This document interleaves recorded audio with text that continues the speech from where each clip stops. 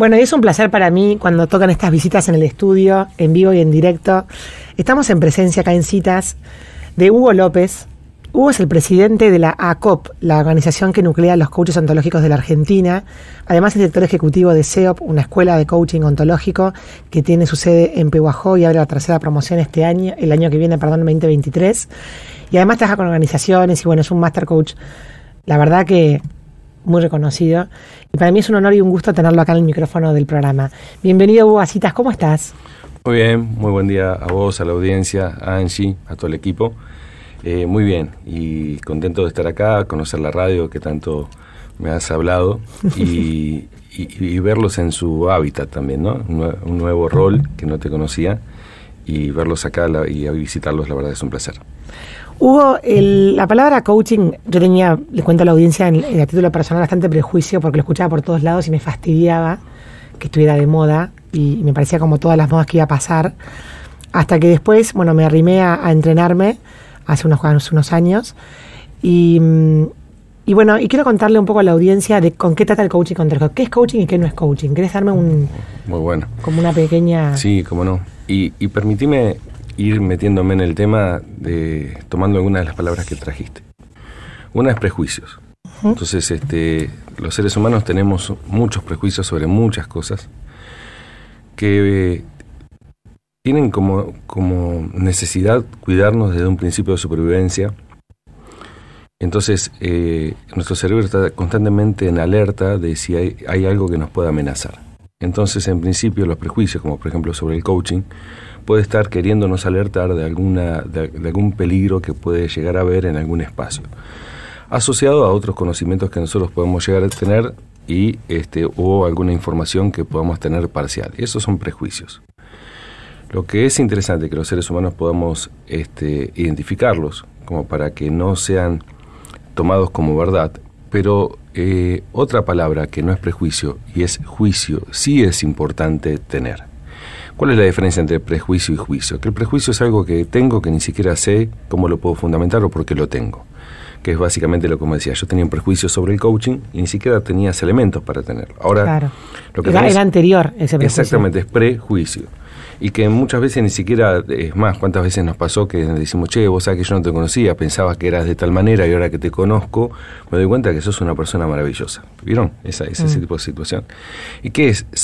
Ahora me doy cuenta que sos una persona maravillosa. Es un juicio, que lo elaboré a partir de un nuevo conocimiento ya consciente y que tal vez a veces profundiza y funda mucho mejor el prejuicio que tenía, o muchas veces me hace y me permite dar cuenta de que nada que ver con lo que yo pensaba. El coaching ontológico es una disciplina que en principio asiste a las personas a poder darse cuenta de cuáles son esas estructuras limitantes, como por ejemplo, los prejuicios, que nos movemos a partir de ellos, tomamos decisiones a partir de ellos y tal vez nos estamos perdiendo un montón de posibilidades por tenerlos. Otra cosa es aprender a elaborar juicios, a fundamentarlos y en todo caso distinguirlos igualmente, ¿no? Como juicio, diferente a lo que es una verdad o lo que es una afirmación. Uh-huh. Porque a veces también pasa que vivimos los juicios como afirmaciones, vivimos los juicios como la verdad. El coaching es bueno, el coaching es malo, y eso es un juicio, es una interpretación que tengo sobre el coaching. ¿Es la verdad? No, es tu interpretación que tendrás que fundarla. Es decir, ¿por qué ahora fundás vos, Eli, que el coaching te cambió la mirada con respecto al prejuicio que tenías? Ahora vas a fundamentar el juicio, no se convierte en verdad. Uh-huh. Coaching tiene dos historias. En principio quiere decir entrenamiento, entonces el coach es un entrenador.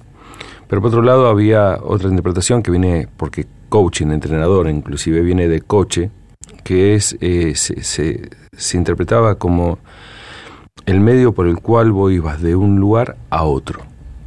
Y estaba el cochero, que era el que te llevaba de un lugar a otro. Y el coach ontológico y el coach es una persona que de alguna manera te asiste para poder ir de una realidad, la realidad en la que estés viviendo, en la que puedas describir, que nosotros llamamos realidad 1, a una realidad diferente a la cual nosotros llamamos 2. ¿Y cuál es esa realidad diferente? ¿A qué realidad deberías ir? Como deber, a ninguna. Te va a asistir para que puedas elegir la realidad que quisieras vivir y te acompaña primero se abre ahí una brecha entre la realidad que describo, que ya no quiero vivir, y la realidad que sí desearía vivir, que claramente si no estoy ahí es porque entiendo que no puedo acceder por diferentes motivos. Y el coach va a ser alguien que te va a asistir para transitar ese camino. Bien. Vos dijiste coaching ontológico. ¿Querés explicar en criollo qué quiere decir ontológico? Sí. ¿Y por qué se diferencia del coaching deportivo o el coaching político, por ejemplo? Sí, partiendo de que coaching es entrenamiento y coach es entrenador, hay coaching también físico, es decir, hay un entrenador físico. ¿Qué hace un entrenador físico? El entrenador físico trabaja con vos para que vos puedas desarrollar tu potencial. Esto es, hoy vos le decís a un entrenador físico que querés correr 5 kilómetros y te va a decir, bueno, ok, esa es la realidad 2. ¿Cuál es la realidad 1? Y va a medir no tu potencial, sino tu potencia. Va a decir, bueno, ¿cuánto puedes correr hoy? Y te va a hacer un test, va a hacer una serie de pruebas y capaz que vos ahora corres 5 cuadras y no das más. El coach, en este caso físico, lo que va a hacer es desarrollar a través de diferentes medios que vos desarrolles lo que ya está en vos. No te va a agregar un pulmón para que vos corras lo que no puedes correr ahora, sino que va a desarrollar tu potencial para que se convierta en potencia. Ontología viene del estudio del ser y tiene que ver con el ser que toma la acción, el ser humano que es y que hace, no solamente el ser humano que hace. Atrás de cada uno de nosotros nosotros cumplimos diferentes roles, somos padres, maestros, profesores, mecánicos, médicos, esos son nuestros roles. Pero hay una persona, hay un ser, hay un sujeto que es el que toma la acción y ese sujeto es el que posee todos los prejuicios, estructuras interpretativas que después impactan en los creencias, que después impactan los roles. El coach ontológico trabaja con el ser, con el sujeto, con el fondo, no tanto con el frente. Y potencia desde su mirada. Ontología también puede llegar a describirse, como me dijiste, más coloquialmente, más como en criollo. En criollo, ahí está, me encantó. Más en criollo es la manera en que cada uno de nosotros observa el mundo y crea su propia realidad del mundo. Suelo decir que vivimos en el mismo planeta, pero en ese planeta cada uno construye su propio mundo.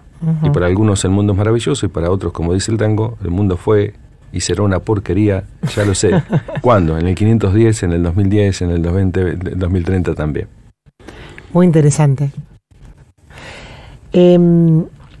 Hubo el coaching, para seguir como desgranando este concepto y que la gente lo pueda aprender, trabaja previamente con el lenguaje, con las palabras.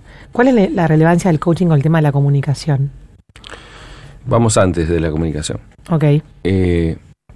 Yo cuando voy a las organizaciones, lo primero que me dicen, casi sin falla, te diría, es de manual. Tenemos un problema de comunicación. Es como el título grande. Sí, es el título grande. ¿Sabes por qué te llamamos? Porque tenemos un problema de comunicación. Entonces, la expectativa que generalmente tienen es que vos trabajes sobre la comunicación, y esto tiene que ver con el lenguaje, con la manera en la que nosotros hablamos, ni siquiera con la manera que nosotros escuchamos. Como si la comunicación fuese aquella que nos enseñaron en el colegio, que hay un emisor que tiene el rol activo, después hay un mensaje y un receptor que tiene el rol pasivo. Desde el coaching ontológico la propuesta es que no, el rol de quien escucha es un rol absolutamente activo, porque es el que interpreta lo que escucha y actúa en función de lo que interpreta. Esto quiere decir que una conversación entre vos y yo no va a ser tan importante lo que yo digo, sino lo que vos escuchás. Porque desde ahí vas a actuar, desde ahí me vas a juzgar, desde ahí vas a reaccionar, interesarte o interesarte por lo que somos. Y el lenguaje es muy importante porque es lo que distingue al ser humano del resto de las razas. El ser humano es un ser cognitivo, mientras que esa cognición es una condición intrínseca del ser humano. El complejo instintivo emocional es un complejo que compartimos con el resto de los animales, por ejemplo, mamíferos. Hay un estímulo y yo reacciono emocionalmente a ese estímulo, e inclusive por la vida andamos haciendo, por ejemplo, lo que tenemos ganas, y lo que no tenemos ganas no lo hacemos. ¿Y qué es eso? Eso es responder en el mundo en función del instinto. O sea, que si no desarrollas tu capacidad cognitiva, posibilidad que tenés a través del lenguaje, los lóbulos prefrontales, vas a estar más cercano a lo que, no digo un animal, al hombre primitivo, que no desarrolla esa capacidad que tiene. Es como otra vez el pulmón, ¿no? Es como vos tenés 2 pulmones que te permiten correr 5, 10 y 25 kilómetros y hasta 42, ese es tu potencial, pero no lo desarrollás. Entonces queda en un espacio primitivo, básico, que te va a permitir correr, por ejemplo, esas 5 cuadras. El lenguaje es la cualidad por la cual los seres humanos podemos desarrollarnos. Y no solamente hacer lo que tenemos ganas, sino aquello que somos capaces de comprometernos. Cualquiera que haya hecho, por ejemplo, una carrera larga, o haya emprendido y terminado lo que emprendió, se va a dar cuenta que no puede depender de las ganas. Que no es si tengo ganas de levantarme o no tengo ganas de levantarme. Va a depender de su capacidad de comprometerse y actuar consecuentemente con ese compromiso. Qué interesante. Hugo, vos hoy trabajás, digamos, como bueno, sos líder, digamos, de justamente las organizaciones que entrenan a otros coaches en la Argentina. Ahora, ¿cuál fue tu primera aproximación al coaching? ¿Vos fuiste como coachee primero y consultaste? No. ¿O cómo fue No. ¿Cuándo te cruzaste con el coaching? ¿O cuáles eran tus prejuicios también? No tuve tiempo de tener prejuicios. Porque hoy estoy casado hace ya muchos años y quien ahora es mi esposa, en ese momento nos estábamos conociendo y me dijo, estoy por empezar me interesa y estoy pensando en hacer la carrera de coaching. Y ahí hice la pregunta, ¿qué es eso? Ontológico, me dice encima. Yo no sabía si era oncológico o odontológico. Ontológico la primera vez que había escuchado esa palabra. Entonces me dice, hay una presentación de la carrera, ¿me querés acompañar? Y viste que cuando vos estás ahí noviando, ¿qué vas a decir que no? Cero interés, pero vamos a ver, te acompaño. Y pensé que me iba a encontrar con alguna propuesta piramidal, con algo... ahí sí ¿ves? Ahí ya tenía prejuicios, ahí están los prejuicios. Y llegué y me encontré con algo que, mirá, te lo voy a decir de esta manera, que yo hace rato estaba buscando, pero que no sabía que existía. Entonces, como no sabía que existía, estaba en un espacio de ceguera, no lo podía encontrar, no lo podía elegir. Esto nos pasa a los seres humanos, lo que no conocemos, lo que no está en nuestro mundo, por más que esté en el planeta, no está en nuestro mundo, no lo podemos elegir, no lo podemos ver, no lo podemos distinguir, no lo podemos elegir. Y salí de ahí fascinado y ahí empecé a formarme como coach. Ya en el segundo año me di cuenta que me quería dedicar a esto. Yo era gerente en una empresa automotriz y me di cuenta que no era lo que quería, que lo que quería era esto que estoy haciendo hoy. ¿Cuántos años tenías ahí? 43. Mira, está bueno. ¿Cómo estás? Voy a intervenir ahora. Al fin. Hola. Estaba escuchando atentamente. ¿Vos crees que el coaching es para todos? No, para el que lo elige. ¿Todos pueden elegir el coaching? Esa es otra pregunta, muy interesante. Sí. Y acá esta respuesta podría ser válida para cualquier cosa. Nada es para todos y eso deberíamos entender. Inclusive para salir de algunos absolutismos que escuchás y que después terminan siendo una presión. Por ejemplo, que hay que ser feliz. ¿Todos tienen que ser feliz? No. Pero ¿cómo no vas a elegir ser feliz? Y me río mucho cuando le pregunto a la persona a qué se refiere, qué es ser feliz. Entonces ahí es cuando empiezan estos tartamudeos de creer que sabemos de lo que estamos hablando y descubrir que en realidad estamos, como diría Morán, influenciados por un paradigma. Cuando vos podés distinguir todo esto, por ejemplo, si vos me preguntas a mí, ¿querés ser feliz? Sí, pero no es algo a lo cual esté dispuesto a comprometerme.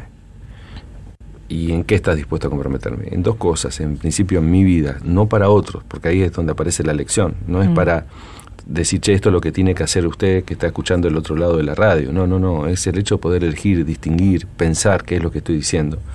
Y yo estoy comprometido con dos cosas que para mí son mucho más importantes que la felicidad, que es la paz, es decir, vivir en paz, y no la paz como se entiende como ausencia de conflicto, sino mantener la paz aún en el conflicto.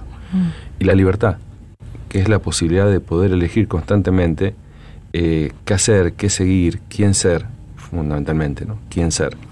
Y no estar atravesado por mandatos, por paradigmas que dicen ya de antemano, me dicen quién yo debería ser. Y casualmente o paradójicamente, cuando yo estoy en esos dos estados, podría decirte que me siento feliz. No es lo que busco es la paz, lo que busco es la libertad. y la consecuencia de vivir en esos dos estados, podríamos llamarlo, desde mi punto de vista, felicidad.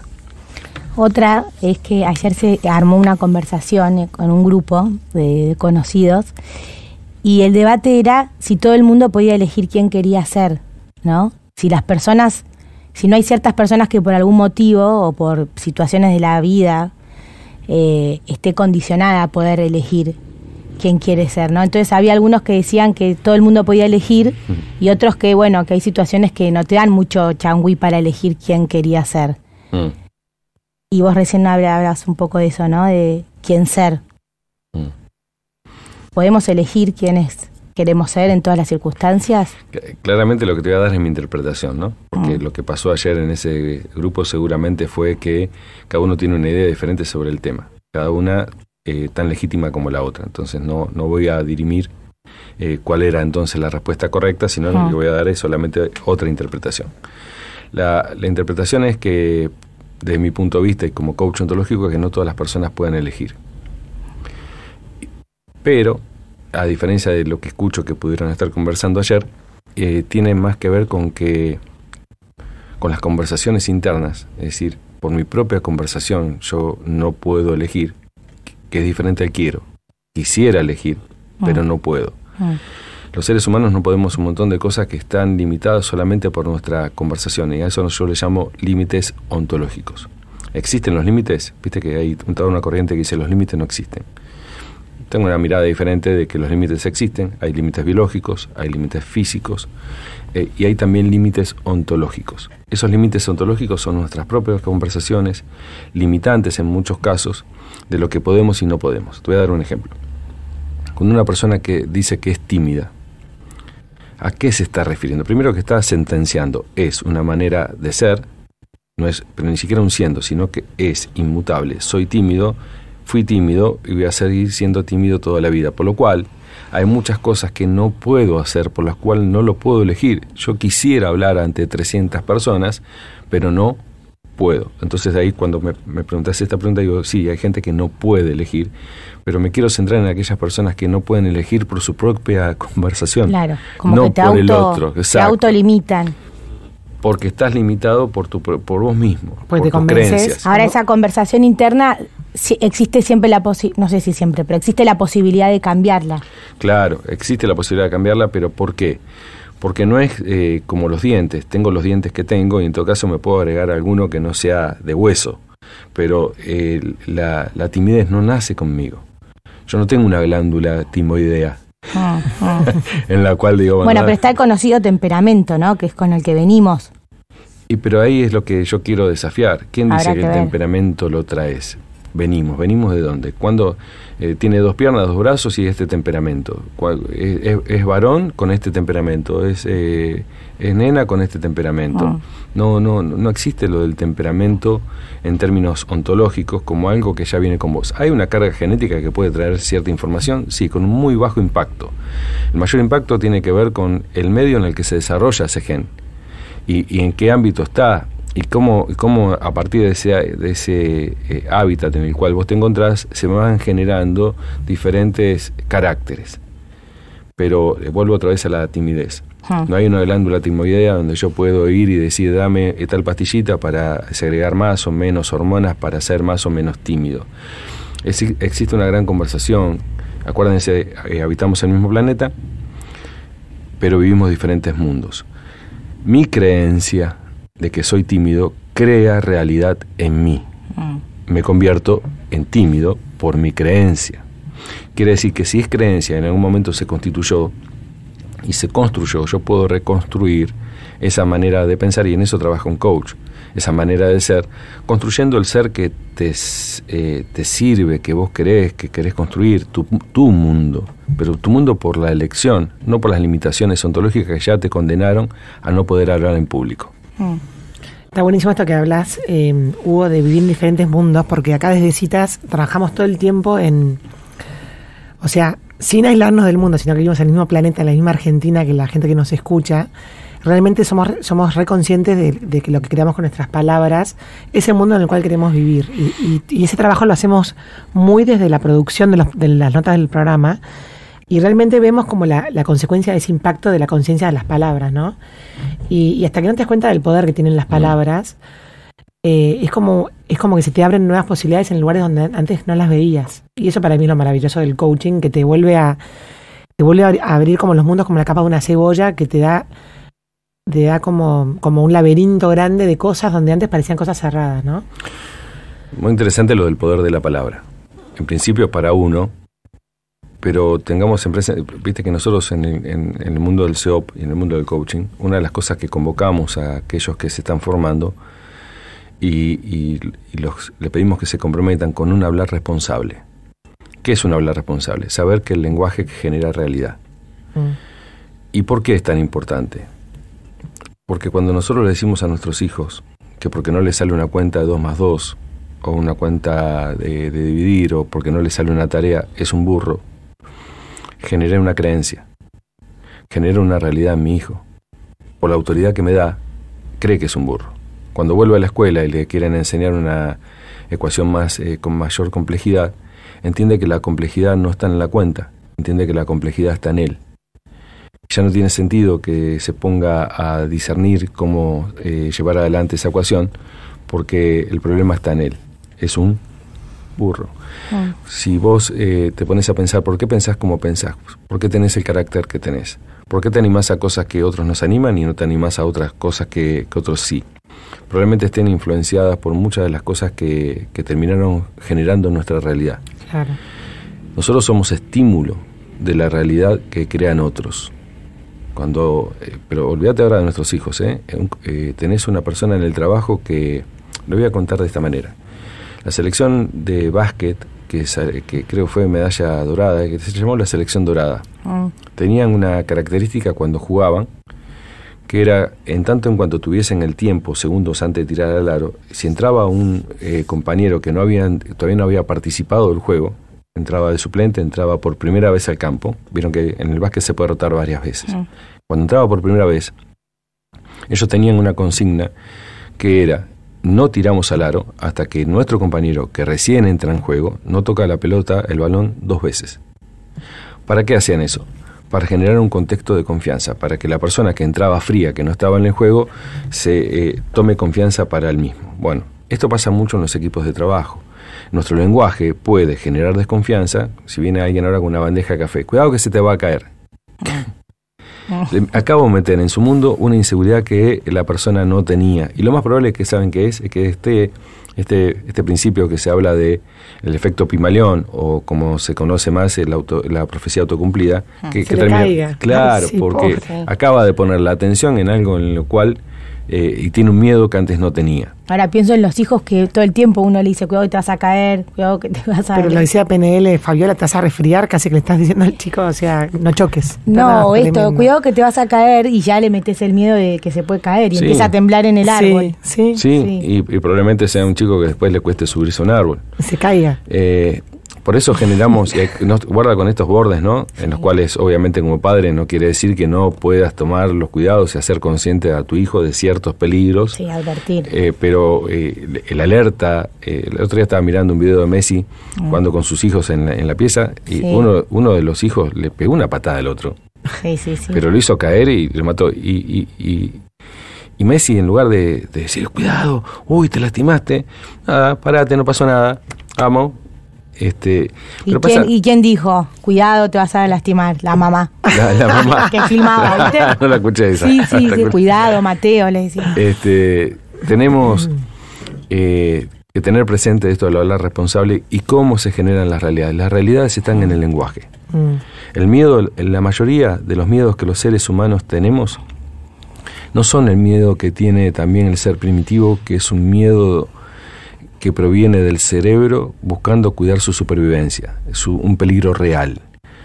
Son peligros que creamos nosotros a partir del lenguaje. El miedo a no poder terminar una carrera es un miedo ontológico. Y si pudiéramos poner una moneda en una alcancía por cada miedo que tuvimos que finalmente no se concretó, estaríamos con mucho dinero en nuestro bolsillo. Que sean dólares la moneda. Bueno, Hugo, la verdad que espectacular esta conversación, me encanta. Vamos a hacer la invitación formal a Pehuajó y la zona, porque este programa sale en varias localidades circundantes, que se abre nuevamente la inscripción para Coaching Ontológico 2023 acá en Pehuajó.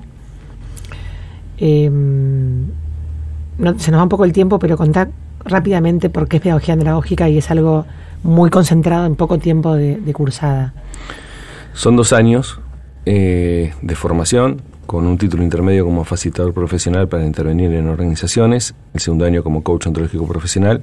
La metodología no es pedagógica, como muchas veces pasa que vamos como grandes a ciertos lugares a hacer aprendizaje y nos tratan como si fuésemos chicos. La metodología es andragógica, entendiendo que estamos estudiando como adultos, que los adultos tenemos otro proceso de aprendizaje totalmente distinto, que tenemos mucho conocimiento aprendido, que ese conocimiento puede llegar a contrastar con el nuevo. Entonces esto también se tiene presente y es un espacio constructivista. Es decir, si vamos a hablar, por ejemplo, sobre la felicidad, no es una receta de lo que es la felicidad, sino vamos a ver qué es lo que tenemos como sociedad entendido y aprendido sobre el tema, y así cada una de las cosas. Y después sacamos conclusiones. Bien. Esas conclusiones son nuestro principal aprendizaje. A eso le llamamos metodología andragógica. ¿Y es una vez por mes? Es una vez por mes, 2 días. Una tarde y una mañana. Una tarde, exacto. Sí, un día. 2 días para bloquear en el calendario, una tarde y al otro día a la mañana. Lo hacemos intensivo como para poder viajar a diferentes puntos del país. Somos una escuela que nos declaramos federales y en lugar de pretender que toda la gente vaya a Buenos Aires, somos nosotros los que nos movemos a los diferentes puntos. Entonces, para aprovechar esos tiempos, trabajamos de esta manera, aunque después quedan algunas tareas para trabajar en grupo con un coach que los asiste, que ya coordinan sus horarios para no tener que resignar más tiempo de trabajo, por ejemplo. Buenísimo. Para todo aquel que se quiera anotar, se puede anotar en www.ceopra.com.ar. Sí, Ceopra con C. Ceopra con C. Ceopraconc.com.ar, y ahí van a encontrar las más de 30 sedes que tiene nuestra escuela en todo el país, entre ellas la de Pehuajó. Y también, si después pueden dar un número de teléfono seguramente de contacto acá para quien quiera contactarse directamente. Perfecto, doy el mío, 02395 40 30 47 para los que se quieran anotar por WhatsApp. Bueno, Hugo, muchísimas gracias por esta conversación, un placer. Un placer, muchas gracias por la invitación, un abrazo grande a toda la audiencia. Así pasaba Hugo López, el presidente de la ACOP, charlando acá como un vecino más en la radio Paso por Citas.